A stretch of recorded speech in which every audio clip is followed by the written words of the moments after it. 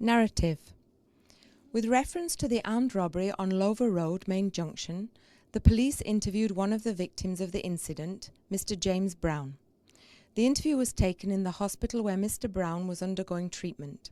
Mr. Brown was proud of his memory and stated that all the information he gave was correct. Mr. Brown stated that he spent the evening October 2011 at home, preparing for his classes for the next day. He was tired and he decided to watch a movie. The movie was over close to 0100 hours when he heard some strange noises coming from the street. He walked out to his balcony and saw that 5 persons were breaking his neighbor's door.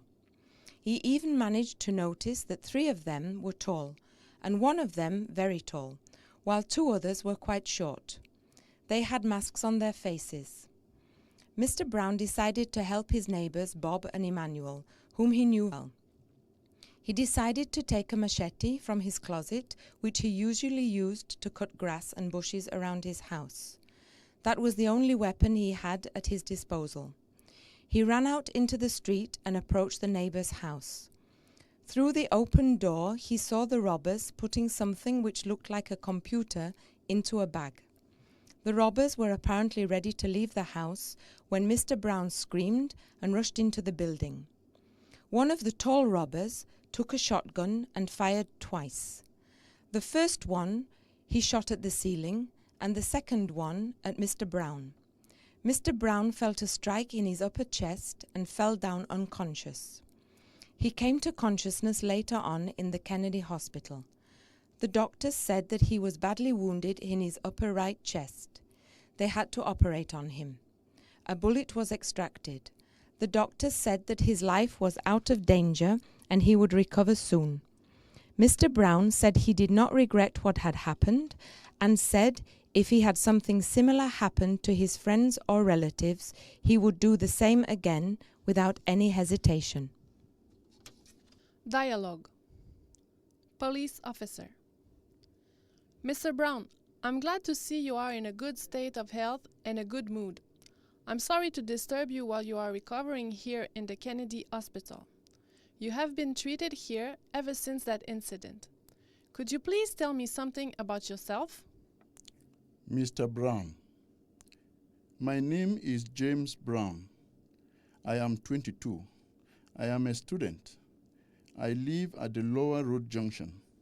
Put your questions forward, please, and remember that I have a very good memory. Everything that I will tell you will be 100% truth. Okay. Mr. Brown, please tell me what happened that night. I spent the evening of 1st October 2011 home. I had a workshop the next morning, and I had to prepare for it. Late in the evening, I felt tired, and I decided to relax. I found that there was a good old comedy on TV, and I watched it. When the film was over, I heard some noise which seemed suspicious. What time was that? 1:00 a.m. The movie had just finished, so I went to my balcony. I had a good view from there and saw that 5 people were breaking down my neighbors, Bob and Emmanuel's door. Did you have a chance to see their faces? No, they were in masks. The only thing I could notice was that 3 of them were rather tall, and 1 of them enormously tall, while 2 others were very short. And what did you do after that? I decided to help my friends. I couldn't go there with bare hands, let's face it. There were 5 of them. That's why I ran to my closet where I keep all household tools and took my machete. I usually use it to clean the grass in my yard. Then I ran to the neighbor's house. The door was opened, and I saw that some of them were packing Emmanuel's laptop. For sure, they were disappointed with their booty. The guys are not rich. I realized that they would leave the house in a few moments, and I could do nothing but attack. I screamed and rushed into the house. The last thing I saw was a single-barrel shotgun which that very tall guy took out from his coat. Then I saw a flash from the barrel. He shot somewhere on the ceiling. He might have wanted to scare me, but I'm not the kind of guy who gets scared of robbers. Then there was another flash. The last thing I remember was a pain in my upper chest. When did you return to consciousness?